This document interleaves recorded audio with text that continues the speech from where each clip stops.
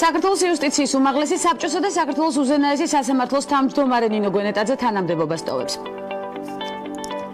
მაკდონალდსის მარკეტინგის დეპარტამენტის ხელმძღვანელი მარიამ ჭანტურია და მისი გუნდი 86 მონაწილეთა შორის საუკეთესოდ აღიარეს. დანიაში მუსლიმური თავსაბურავების აკრძალვას აპროტესტებენ ახალი რეგულაციის წინააღმდეგ კოპენჰაგენის ქუჩებში 1300-მდე ადამიანი გამოვიდა.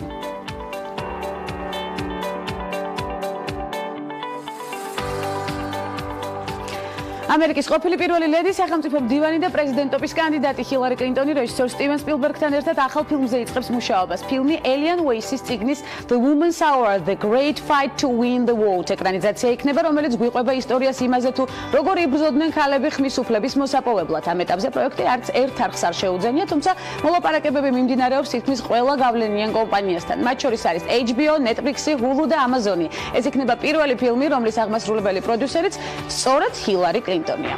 ამერიკიდან საქართველოში გადმოვინაცვლოთ და სეზონის ბოლო ნარატივის ავტორებს გავეცნოთ პარასკევს. მორიგი ნარატივი და განსაკუთრებული პარასკევის სტუმრების ბლოგში. ნუცა კობახიძე, ჰონკონგის უნივერსიტეტის განათლების ფაკულტეტის ასისტენტ პროფესორი და სააგენტო აწარმოების საქართველოში შემოქმედებითი ინდუსტრიების განვითარების მენეჯერი თათია ბიძინაშვილი. ეს ქალების ნარატივია. ვანცო ახიძესთან ერთად.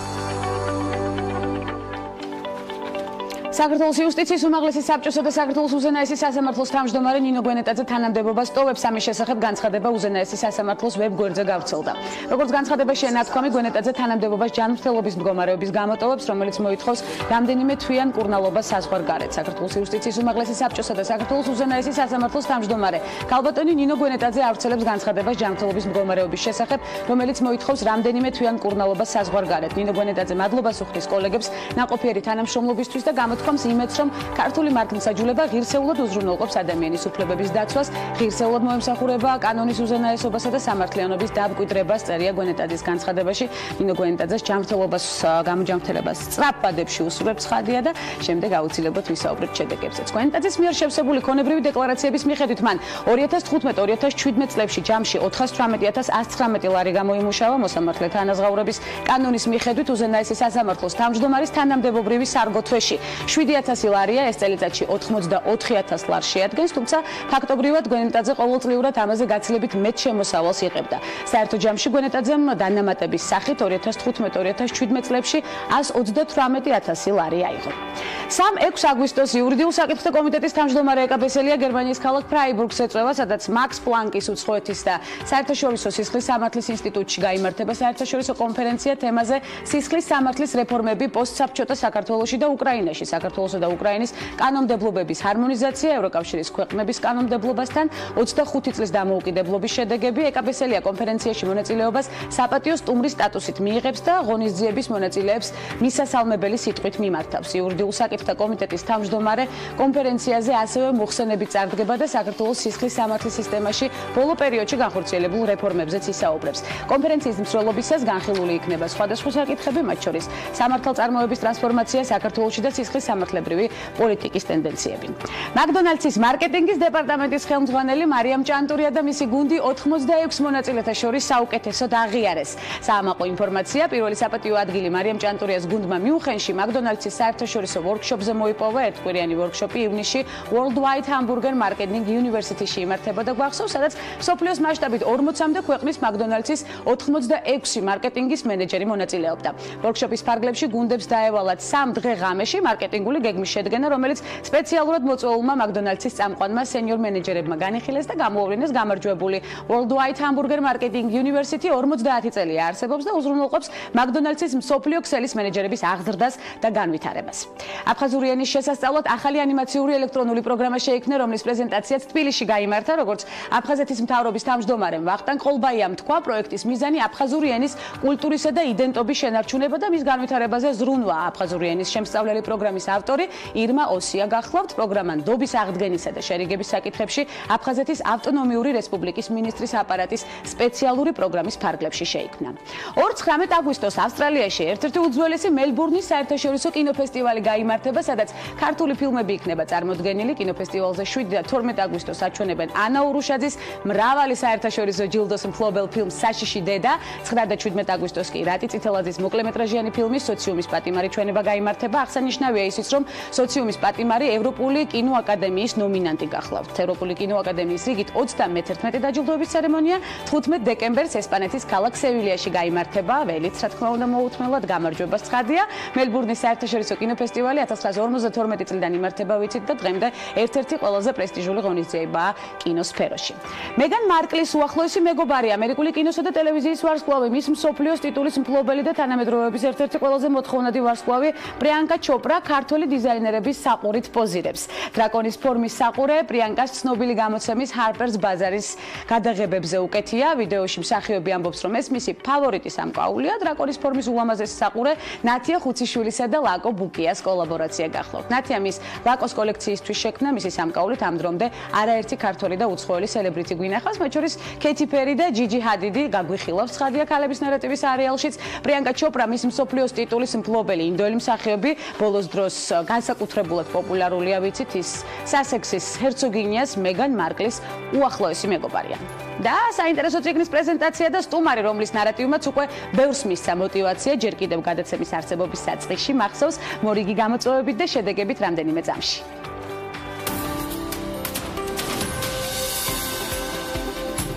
კატერინა გრეჰემი პირველი ამერიკელი ქალი იყო, რომელიც Fortune 500-ის აღმასრულებელი დირექტორი გახდა. ასევე იყო Washington Post-ის გამომცემელი. დაიბადა 1917 წლის 16 ივნისს ნიუ-იორკში. გრეჰემის მამა ფინანსისტი, ხოლო დედა პოლიტიკური აქტივისტი იყო რესპუბლიკელების პარტიაში. გრეჰემი სწავლობდა მადეირას სკოლაში. მოგვიანებით კი ჩიკაგოს უნივერსიტეტში ჩააბარა. მალევე დაიწყო მუშაობა სან-ფრანცისკოს გაზეთში. 1911 წელს დაქორწინდა წარმატებულ ფოტოგრაფ ოსკარ ჰომოკლაზე. 1963-91 წლებში მუშაობდა Washington Post-ში გამომცემლად. რიჩარდ ნიქსონის პრეზიდენტობის პერიოდში გამოაქვეყნა პენტაგონის სამთავრობო დოკუმენტები. ფაქტით მომხდარმა სკანდალმა მას დიდი წარმატება მოუტანა. 1998 წელს მიიღო წარმატებული ჟურნალისტებისთვის განკუთვნილი ჯილდო, პულიცერის პრემია. კატერინა გრეჰემი ხშირად ესწრებოდა შეხვედრებს ქალთა უფლებების საკითხებზე. ის 2001 წლის 17 ივლისს გარდაიცვალა. მისი Washington Post-ში მსახურობის პერიოდში კომპანიის შემოსავლები 84 მილიონი დოლარიდან 1.4 მილიარდ დოლარამდე გაიზარდა.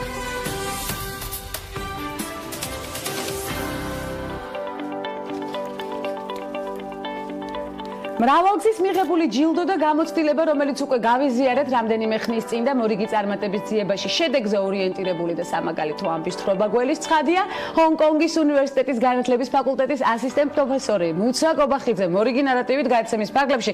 ნუცა, ძალიან დიდი მადლობა უკვე ჩამობრძანებისთვის და სტუდიაში მობრძანებისთვის. მე მახსოვს ჩვენი ჩართვა სწორედ ჰონკონგიდან, პროფესიული მიმართულებით და ძალიან საინტერესო სამეცნიერო ნაშრომებით, რომელზეც გავამახვილეთ ყურადღება და მახსოვს ის პირობაც, რომ საქართველოში რომ ჩამობრძანდებოდით აუცილებლად ესტუმრებოდით ჩვენ სტუდიას. მადლობა პირობის შესრულებისთვის და იმ სიახლეებისთვის, რომელიც ჩამოგვიტანეთ. კეილკელის ასევე სამეცნიერო ჯილდოც ძალიან კარგად მახსოვს.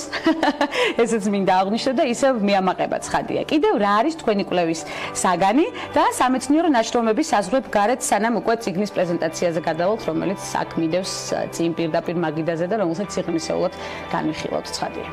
მოგესალმებით გვანცა და დიდი მადლობა კიდევ ერთხელ მოწვევისთვის ამ სტუდიაში.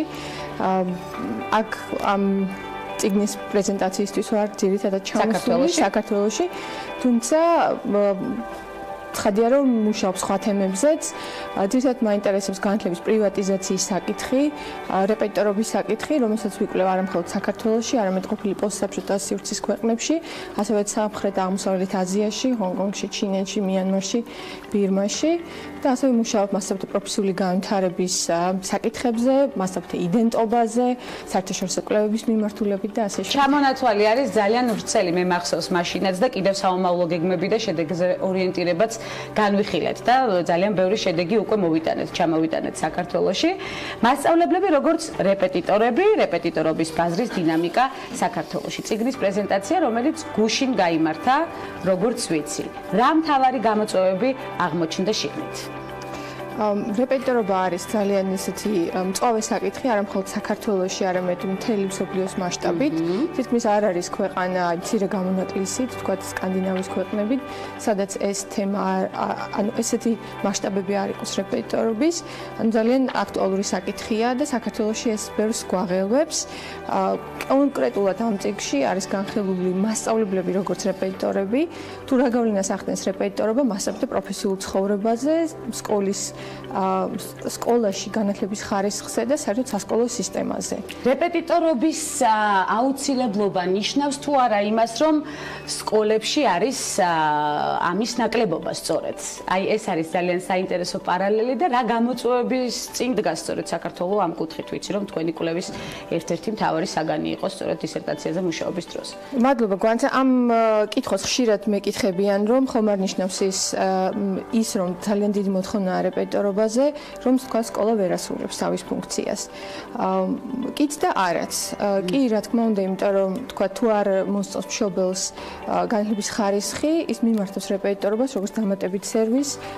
ეს არის საშუალება იმისთვის, რომ კომპენსირება მოხდეს განათლების დაბალი ხარისხის. თუმცა არ უნდა დაგვავიწყდეს, რომ იმ ქვეყნებშიც კი, სადაც არის ძალიან კარგი საგანმანათლებლო სისტემა, თუ შევხედავთ ქვეყნებს, რომლებიც საერთაშორისო კვლევაში 10-ში არიან, 5-ში არიან, იქაც ძალიან პოპულარულია რეპეტიტორობა. ანუ ერთმნიშვნელოვნად ვერ ვიტყვით, რომ სკოლის მაღალი ხარისხი და ზოგადად განათლების მაღალი ხარისხი თავისთავად გამორიცხავს რეპეტიტორობას. იმიტომ რომ ამას კიდევ უფრო მეტი მიზეზი აქვს, გარდა იმისა, რომ თქვა ეს ხარისხის კომპენსირებას ახდენს. მთავარი ფუნქცია რეპეტიტორის, რომელიც წიგნში გვხვდება და მთავარი გამოწვევები და გადასაცემი ცოდნა სწორედ, რომელზეც პარალელი იქნება ცხადია გავლილი არა მხოლოდ საქართველოში, არამედ საერთაშორისო მაგალითებიც იქნება მოყვანილი და თქვენი გამოცდილება ამ კუთხით საინტერესოა. ჰონკონგში ხართ უკვე მრავალი წელია, საინტერესო ნამუშევრებიც უკვე სახეზეა, ცხადია და შედეგიც. თქვენი დაკვირვებით სწორედ რა არის მთავარი მესიჯი რეპეტიტორისთვის? იცით რა, რეპეტიტორობას უნდა მიუდგეთ როგორც ძალიან კომპლექსურ საკითხს და თქვა ზოგადად მეკითხებიან ხოლმე ორი ძირითადი კითხვაა, რასაც მაძლევენ. ერთი არის რომ როგორ მოვუაროთ ამ პრობლემას, როგორ აღმოვხრათ რეპეტიტორობა და მეორე მეუბნებიან რომ აი რას ერჩით რეპეტიტორობას, მოახდენთ ამის დემონიზებას და გავანებოთ თავი. საკმაოდ სასარგებლოა ეს მიმართულება. სასარგებლოა ეს და მე სხვანაირად დავსვავდი კითხვას, როგორ შევძლოთ ჩვენ რომ რეპეტიტორობის ნეგატიური ასპექტების, რაც შეიძლება შევამციროთ ეს ასპექტები და როგორ მივანდოთ ვთქვათ, მისი დადებითი მხარეები ადამიანის არჩევანს, მშობლის არჩევანს.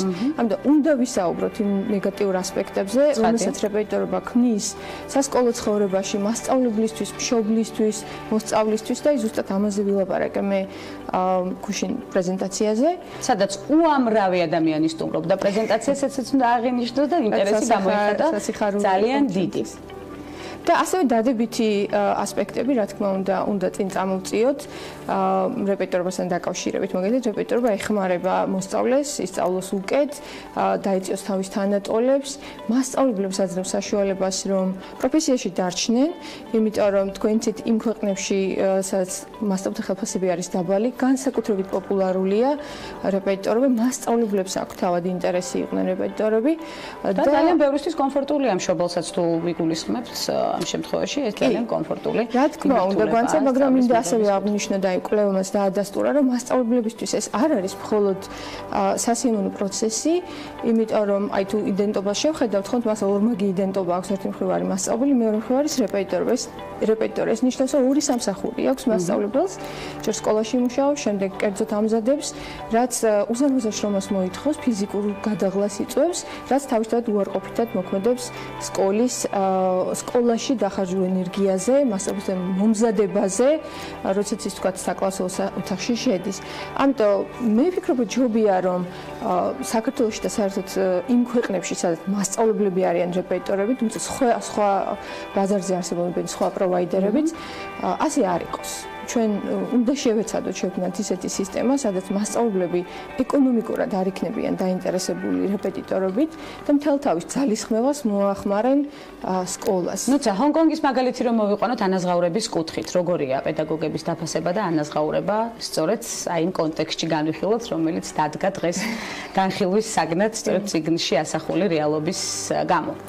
წარმოუდგენლად განსხვავებულია ჰონგ-კონგში სიტუაცია, იმიტომ რომ ჰონგ-კონგში მასწავლებლებს აქვს ძალიან კარგი სამუშაო პირობები, გარდა ანაზღაურებისა სხვა ბენეფიტებიც აქვს.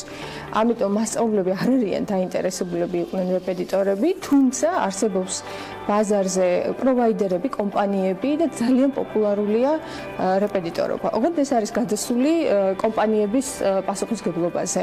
ანუ კომპანიებში მუშაობენ ადამიანები, თიუტორები, რეპეტიტორები, რომლებიც არ არიან მასწავლებლები და ასე ვთქვათ, ისინი არიან პროვაიდერები ძირითადად და მასწავლებლები ამით არ ინტერესდებიან. თქვენი არაჩვეულებრივი ბიჭის მაგალითზე შეგვიძლია ვისაუბროთ, რომელმაც უკვე 4 ენა იცის 6 წლის ასაკში და საკმაოდ რთული ენები სწავლობს ძალიან კარგად და შესაბამისად უკვე შედეგით სახეზეა. კიდევ ერთხელ უნდა ვთქვათ, ხაზგასმით 6 წლის ასაკში. მე წარმოვიდგენია ჩვენს ასაკში უკვე ლინგვისტიკა როგორ ექნება შეთავსებული თავიდან ბოლომდე. საქართველოს განათლების სისტემა და რეკომენდაციები მინდა სწორედ ამ კუთხით რომ განვიხილოთ. ნუცა თქვენი დაკვირვების საგანი იყო სწორედ კიდევ ერთხელ აღვნიშნავ საქართველოს ციკლზე მუშაობის დროს ერთ-ერთი მთავარი აქცენტი სწორედ ამაზე გაკეთდა. რა მთავარი და მნიშვნელოვანი გამოწვევების წინ დგას განათლების სისტემა დღეს საქართველოში თქვენი გადმოსახედით? ძალიან რთული კითხვაა, იმიტომ რომ განათლების სისტემა შედგება სკოლამდელი განათლებისაგან, თვითონ სკოლისაგან, უმაღლესი განათლებისაგან და ასე შემდეგ. არ ვიცი რომელი ერთზე ვილაპარაკო, მაგრამ მე რეპეტიტორობა რასაც სჭირდება სწორედ იმ მნიშვნელოვან პერიოდზე ვისაუბროთ, სკოლის პერიოდზე, კი ბატონო. რაც ძალიან მნიშვნელოვანია. ვფიქრობ, რომ მასწავლებლების თემა, მასწავლებლთა მომზადება, მათი პროფესიული გადამზადება რაშიც არა ერთხელ ძალისხმევა ჩაიდო სახელმწიფოს მხრიდან კვლავ რჩება მთავარ გამოწვევად. იმიტომ რომ ის პოლიტიკა, რომელიც ჩვენ გვაქვს ამ თვალსაზრისით არის ფრაგმენტული და ხშირად ვერ ვიღებთ იმ შედეგს, რაც უნდა მივიღოთ.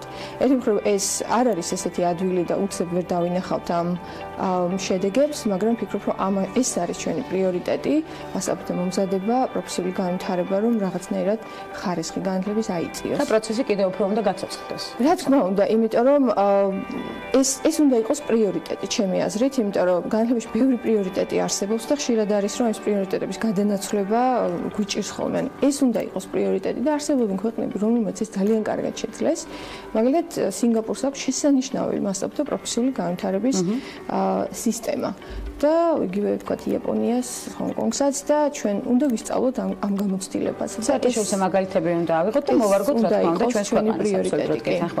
მორიგი სამეცნიერო ნაშრომი და დისერტაცია რას ეხება? თქვენი საინტერესო პროფესიული გზის განხილვა დავიწყე, რა თქმა უნდა, უკვე სტუდიაში. რა არის ამავე გეგმები სამეცნიერო ნაშრომის კუთხით?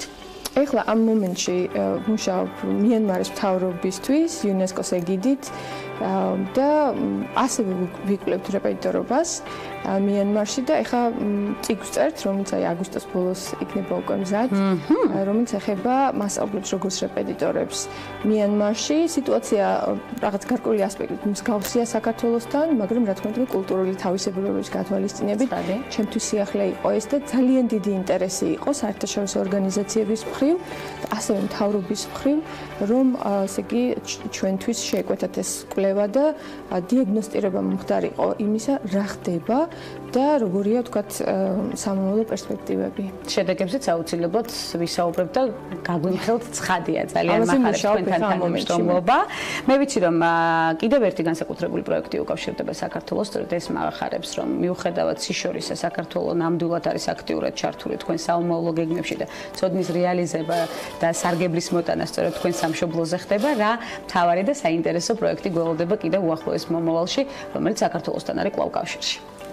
მე ვცდილობ რომ მიუხედავად იმისა, რომ ჩემი ქვეყანა და ასე თუ ისე ვიცი, მიმუშავე მისწავლია აქ, მეცნიერულად შევისწავლო და ეს ყოველთვის ჩემთვის არის ძალიან დიდი აღფრთოვანების და ინტერესის საგანი და ყოველთვის ვცდილობ რომ საქართველო იყოს ჩემი ერთ-ერთი ქვეყანა, რომელზედაც ასე ვთქვათ, როგორც მკვლევარი ვიმუშავებ და ეხლა ვაგრძელებ ამ წიგნში რომელიც ჩვენს წინ დევს, არიან განხილული მასწავლებლები როგორც რეპეტიტორები.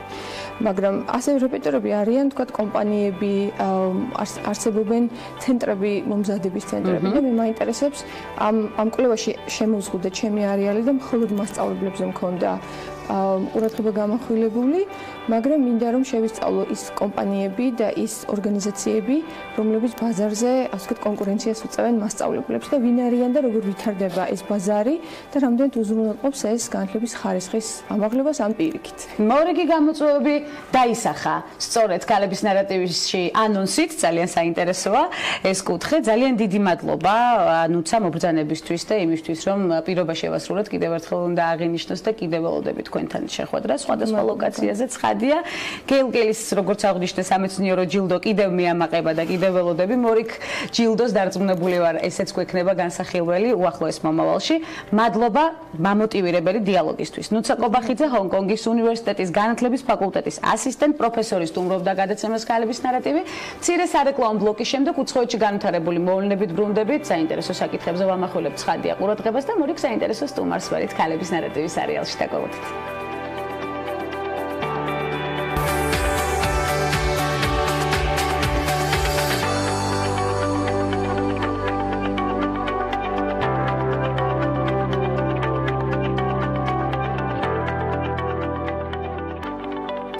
უცხოეთში განვითარებული ამბებით, ბრუნდებით ცხადია რეკლამის შემდეგ დანიაში თავსაბურავების აკრძალოს აპროტესტებად, როგორც უკვე აღნიშნეთ გადაცემის საწყისში, ახალი რეგულაციის წინააღმდეგ კოპენჰაგენის ქუჩებში 1300-მდე ადამიანი გამოვიდა, შეზღუდვები უკვე ამოქმედდა, მუსლიმებს ტრანსპორტში, სასწავლო დაწესებულებებში, საავადმყოფოებსა და საზოგადოებრივი თავშეყრის ადგილებში სახის დაფარვა ეკრძალება. შესაბამისი კანონი ქვეყნის პარლამენტმა 75 ხმით დაამტკიცა, 30 წინააღმდეგი იყო, ხოლო 74-მა შეიკავა თავი. ბურკისა და ნიქაბის ტარება საზოგადოებრივი თავშეყრის ადგილებში ევროპის სხვადასხვა ქვეყანაში აიკრძალა, მათ შორის ავსტრიაში, ბელგიაში, საფრანგეთში და ასევე ნაწილობრივ შვედეთსა და ესპანეთში. არ გამოგრჩება ცხადია მნიშვნელოვანი მოვლენები.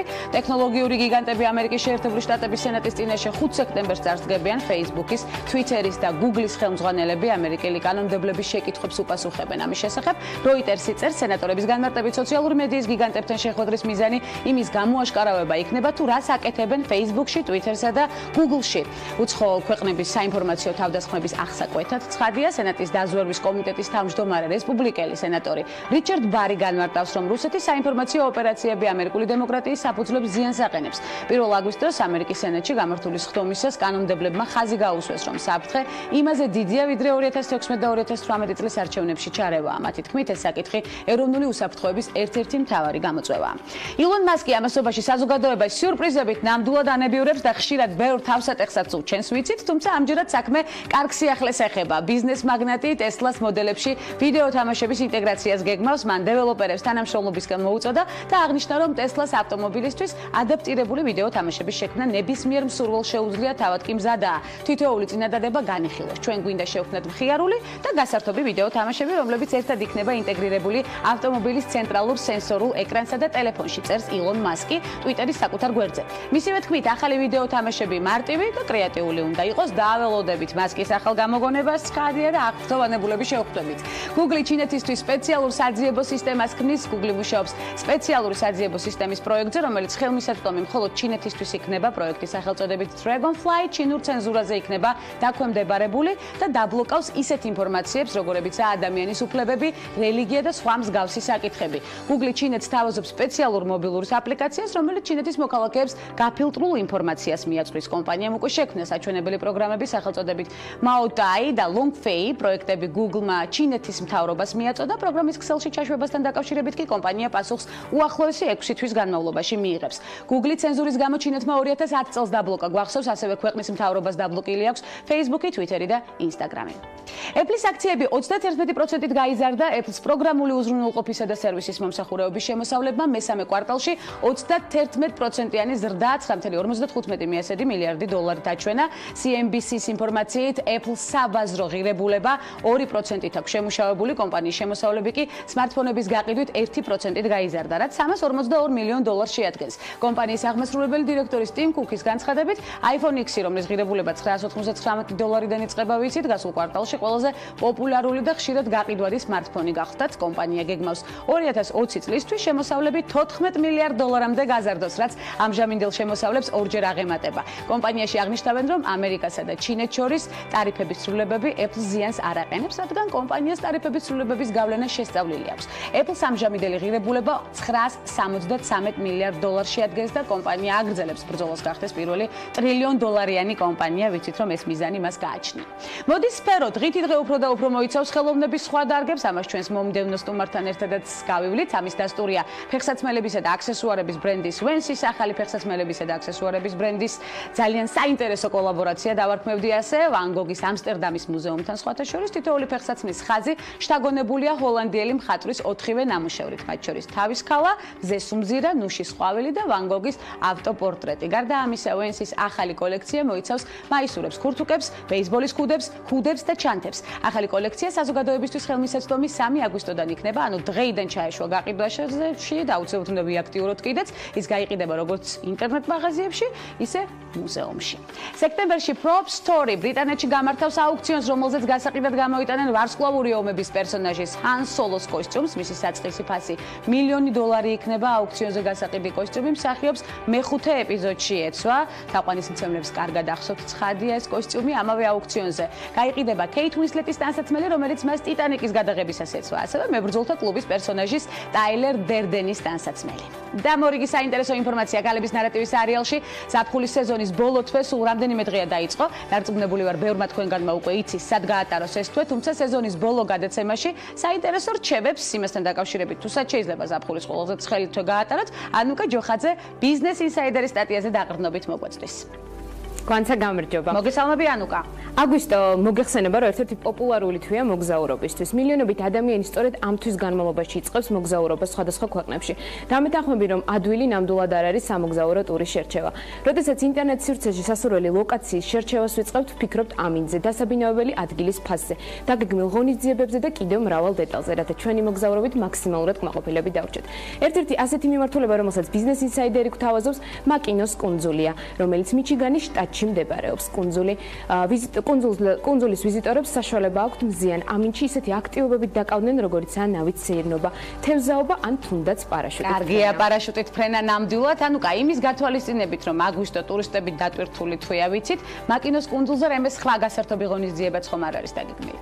დიახ, განცა, კარგი კითხვა, რადგან აგვისტოში კუნძულზე მაკინოს ფესტივალის მონახულებაც შეგიძლიათ, რომელსაც მაკინოს მოსახლეობისთვის განსაკუთრებული დატვირთვა აქვს. ამ დროს კუნძულზე შეხვდებით მრავალ აქტივობას, ყოველი დასაქმებული მეწარმე ქალაქის ქუჩებში გამოდის და თავის საუკეთესო პროდუქციას მომხმარებლებს აცნობს. ამერიკის შეერთებულ შტატებში კი ერთ-ერთი პოპულარული მიმართულება კუნძული Martha's Vineyard-ია, ინგლისური არქიტექტურით აშენებული სახლები, ქვიშიანი სანაპირო და ადგილობრივი შუქურები. იქ ჩასულ დამსვენებელს განსაკუთრებულ ატმოსფეროს უქმნის. აგვისტო კუნძულზე დროის გასატარებლად კი საუკეთესო პერიოდია. ადგილზევე შეგიძლიათ იშოპინგოთ კიდეც, რადგან პატარა ადგილობრივ ბუტიკებს აქ ხშირად შეხვდებით.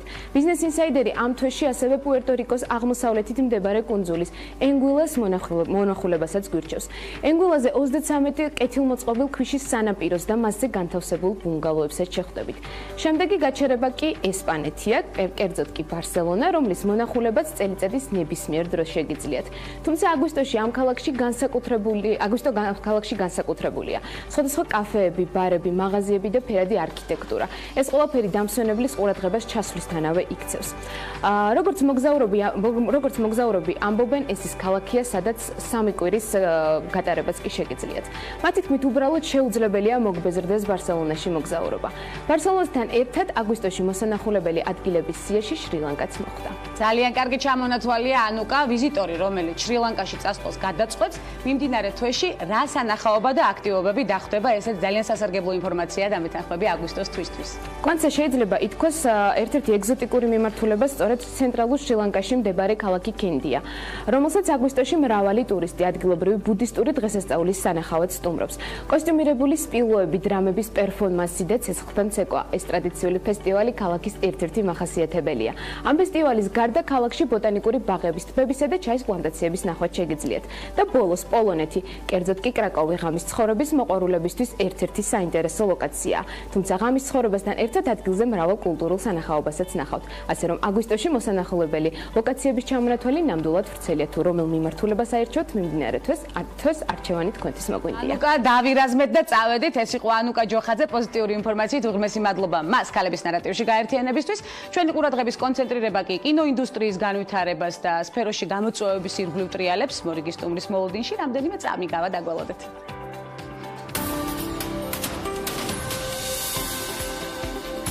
70 წლის მარგარეტ ჩანი მსოფლიო ჯანდაცვის ორგანიზაციის გენერალური დირექტორის პოზიციაზეა. გლობალური ჯანდაცვის ორგანიზაციაზე პასუხისმგებელი ქალბატონი ჩინეთშია დაბადებული. დაოჯახებულია და ყავს ერთი შვილი. მარგარეტ ჩანი ებრძვის ისეთ დაავადებებს, როგორიცაა შიცი, ტუბერკულოზი, მალარია და სხვა.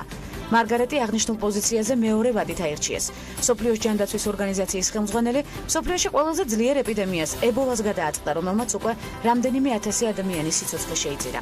2014 წლის სექტემბერში მან შექმნილ სიტუაციას საზოგადოებრივი ჰუმანიტარული ეკონომიკური კრიზისი უწოდა და იგი ნაციონალური უსაფრთხოების საფრთხედ მიიჩნია. ეს სიტყვები ჟენევაში გამართულ კონფერენციაზე განაცხადა. ჩანი ახლა საკუთარი მეორე ვადის პერიოდში იმყოფება და შესაძლოა სწორედ ებოლა გახდეს გადამწყვეტი მომენტი მის კარიერაში. ჩანი აღიარებს, რომ ჯანდაცვის მსოფლიო ორგანიზაციამ მალევე ვერ შეძლო ეპიდემიის მასშტაბების, სირთულის და ყველა რისკის შეფასება.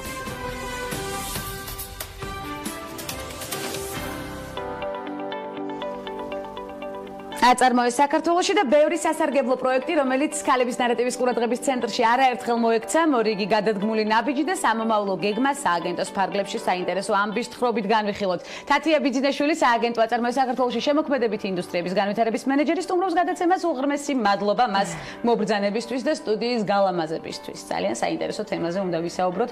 მე ჩემი მეგობრებიდან გამომდინარე, ძალიან დიდი ინტერესს გამოვხატავ, არა მხოლოდ ჩემი მეგობრებიდან, არამედ ჩემიდან გამომდინარე, ცხადია ძალიან საინტერესო ნაბიჯები იდგმება სწორედ იმ კუთხით, რაზეც გავამახვილებთ ახლა ყურადღებას. პირველი თათია მინდა ამერიკან ფილმ მარკეტზე გკითხო, სადაც ქვეყნები ჰოლივუდს თავიანთ პოტენციალს აცნობენ, ვიცით, იქნება საქართველოც მათ შორის თუ არა და რა გეგმა გვაქვს? მოგესალმებით გვანცა, მივესალმები მაყურებელს. პირველ ყოვლისა ძალიან დიდი მადლობა ამ ლამაზ სტუდიაში მოწვევისთვის. დიდი მადლობა. რა თქმა უნდა, წელს ამერიკან ფილმ მარკეტზე საქართველოს სტენდი იქნება წარდგენილი. ძალიან სასიხარულოა ის ფაქტი, რომ წელს ყველაზე მასშტაბურად წავსდგებით აღნიშნულ კინოფესტივალზე. ეს იქნება 5 კომპანია, 5 საპროდიუსერო კომპანია საქართველოდან უკვე გამოხატეს მათ სურვილი, რომ დაესწრონ და აქტიურად ჩაერთონ იმ შეხვედრებში და შესაძლებლობებში, რასაც ამერიკან ფილმ მარკეტი ზოგადად ჰოლივუდის და მსოფლიოს კინოინდუსტრიას თავაზობს.